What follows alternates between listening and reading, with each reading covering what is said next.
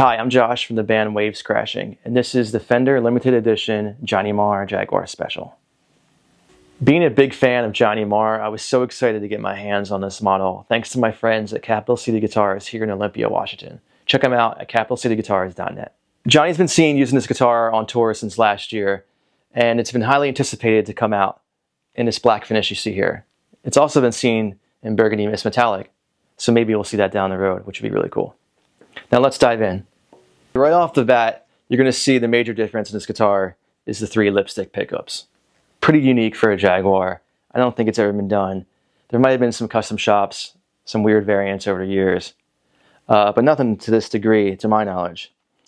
And while, besides the pickups and a couple extra switches, it's pretty similar to the standard signature model that you're seeing here to my left.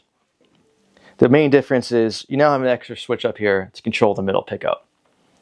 Left is always on, doesn't matter which combination you're using here.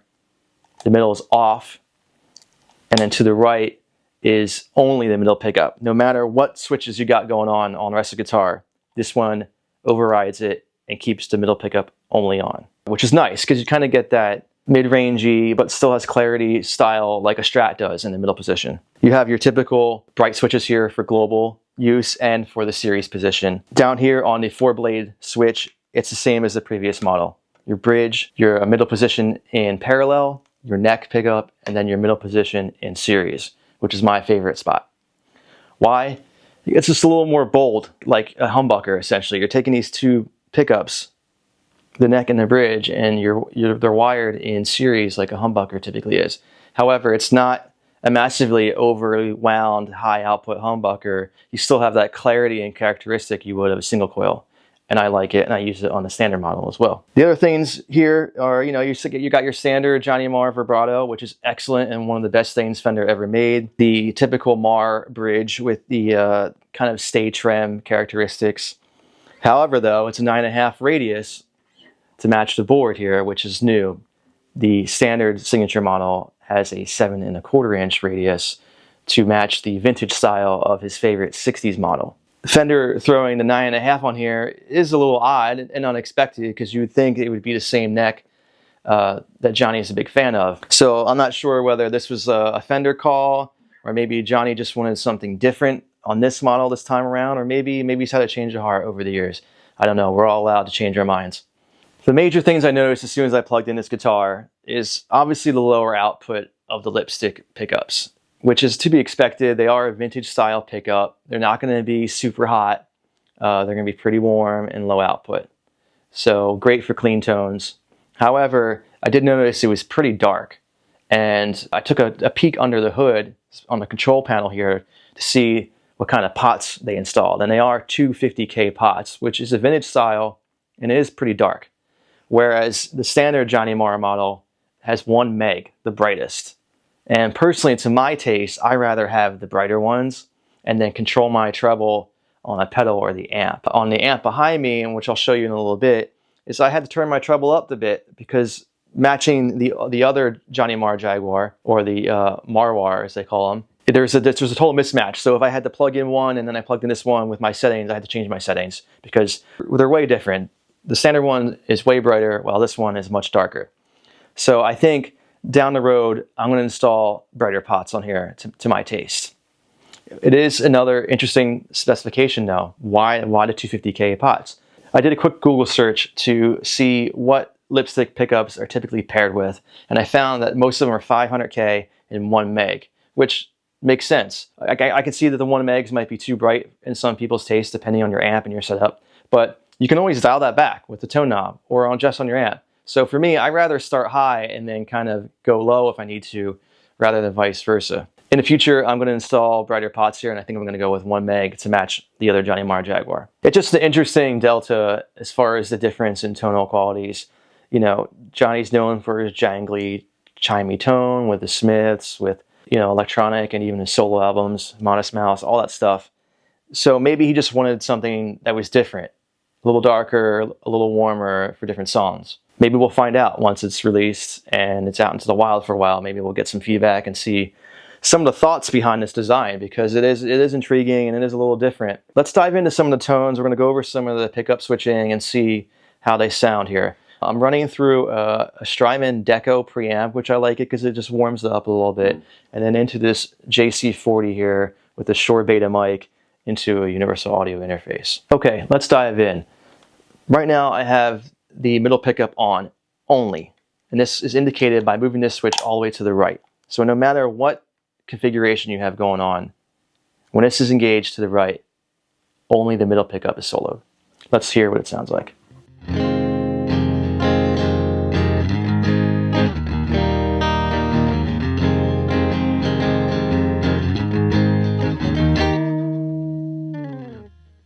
Kind of has that middle position Strat-like sound and quality, but a little more smooth and rounded in my opinion. Now if we move it to the middle, now it's on no matter what configuration you have, and it's blended. So in this case, you have the bridge pickup on and the middle. We go to the middle, and it's the neck and bridge in parallel with the added middle pickup. We move to the neck position. Now it's neck and middle. And now we move to the bridge and neck in series with the middle pickup. Now we move the middle pickup selector to the left, and now the middle pickup's completely off. No matter what you do, is bypassed. And now we're still in the series position for the neck and the bridge, which is my favorite. I just love that little boost of output while still sounding chimey and shimmery, but it's just bold and it sounds good clean and with fuzz. You have your bright switches for global and just for the series position. So say if I wanted to have the bright on just for the series, it's like a low cut. You get this really thin sound, but I can leave the global off, so if I switch to the parallel section for the bridge and the neck, I still have that low end. You got your volume and tone. That's pretty much it. So if you just think of it, it's the same electronics as the typical Johnny Marr Jaguar, with just the added pickup and the added switch for independent control. Let's hear the middle pickup with some fuzz. I'm going to try a Fuzz War by Death by Audio.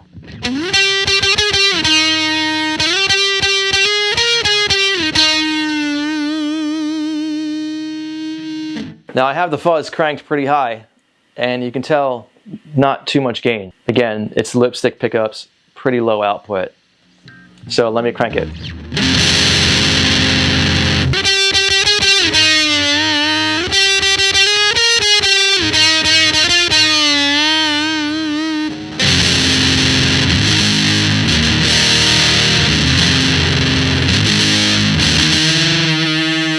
Now let's just try it with the middle pickup on with the series position.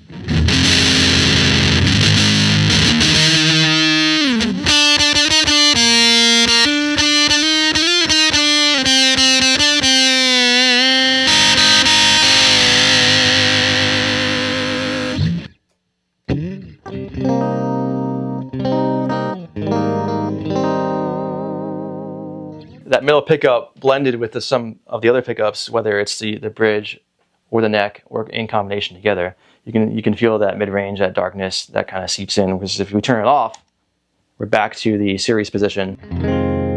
Let's look at that low end, but it's brighter now. It's a little more clear. So you get a lot of tonal qualities here, a lot of different options. You could really just take this guitar in the studio and record several tracks with different tones, and not needing to pick up another guitar, you could do several rhythm tracks with more mid-range, more low end. You could cut some of the low end and do some bright leads. You could do some jangly stuff. You could really do some interesting picking. You know, especially the guitar comes alive a lot with a lot of reverb and chorus. So we can try some of that too. This is with a doubler and reverb in the middle only pickup.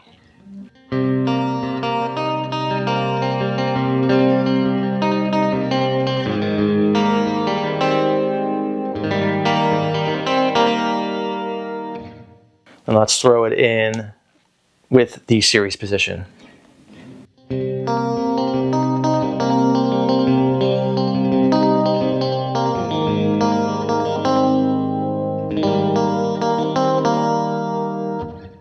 now let's turn it off.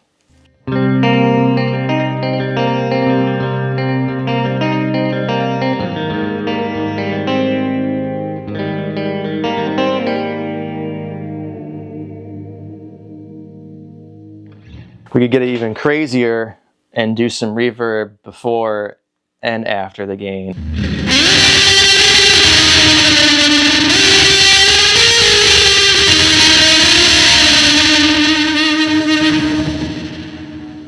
Let's try the middle on and then the series or parallel position.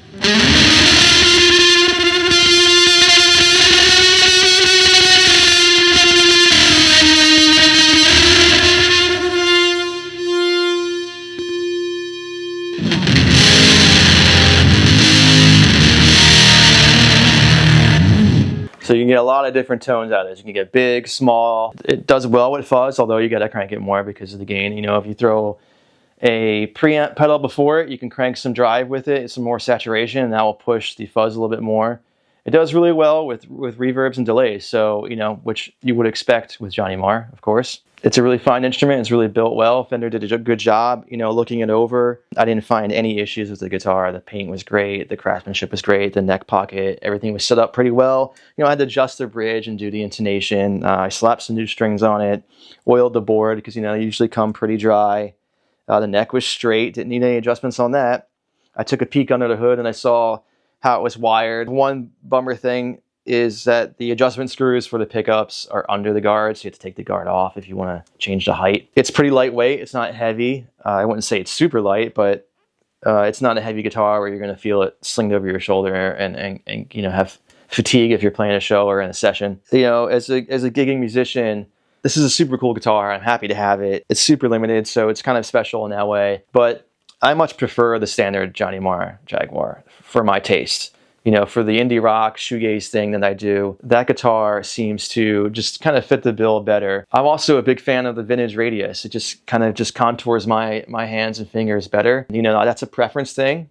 So the people that are really gravitated towards the 9.5 modern radius, then you're going to be really happy with this one. It's also a great guitar because it doesn't need any upgrades. The bridge and the vibrato are awesome, you know, so it's not like where if you were to go get a vintage spec Jaguar, you know, an American vintage reissue, even those vibratos are not the best, and the bridges certainly are not. So a lot of people are forced to go buy a Statram or a Mastery bridge to get that stability. You know, if you're on the road, you kind of need that. We can't rely on a vintage bridge and strings popping out of saddles and stuff like that. You know, kudos to Johnny Marr and Fender for doing that, you know, including on the original signature model. Out of the box, set it up, it's ready to go. It does not need any upgrades. Pickups are great, the hardware is great, the wiring, the craftsmanship, everything. I will add that if you're in the market and you're interested in one of these models, I would probably lean towards the standard one because you can find them used between $1,500 and $2,000. Still a lot of money, but you're getting a super high quality Jaguar. Like I said, it doesn't need any upgrades, updates. It's ready to go. This guy is a bit more pricey as it retails for $3,000 USD. That is a hefty chunk of change. You know, I have no idea what these are going to be on the used market, how many they're going to make. It sounds like they're only going to make 500, but don't quote me on that. If they sell well, maybe they extend it, maybe they make another new color next year. But if you're a big fan of lipstick pickups and you like that more vintage feel, then, you know, then go after one of these. But I feel for the price tag, and if you are looking just for the best solid Jaguar, I feel like the standard model might be more your pathway, because I don't think Fender's made a better offset model in their entire catalog than the Johnny Marr Jaguar, the standard model. It is just well thought out. Everything's great on it. But the fact that you can find some of them for a deal rather than paying full retail, that's great. Well, I hope you enjoyed my first review video. It's not something I normally do. Big fan of these instruments, and I wanted to share my experience. I want to give a shout out to Bryce behind the camera, our drummer, for helping us out. And yeah, see you later. Hope you enjoy the guitar.